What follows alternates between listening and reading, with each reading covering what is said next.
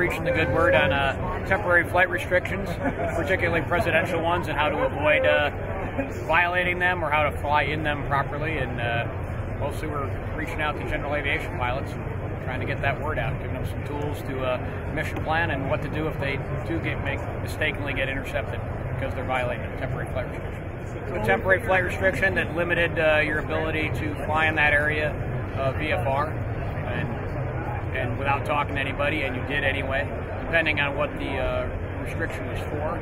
NORAD may send fighters to investigate who you were and what you were doing. You typically see an airplane approach from one side or the other, usually the left. Usually another airplane you don't see.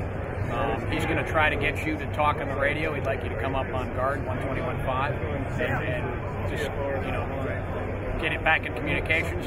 And if you did, then he would, send you in a certain direction to get you out of the restriction, where to talk to on air traffic control. If you don't have a radio, you're unable to talk on the radio, they're probably going to start doing a wing rock as a sign that you've been intercepted. They'd like you to acknowledge that with a wing rock, and they're going to turn to a heading that they would like you to fly, and they want you to turn to that heading and fly out of the temporary flight restriction.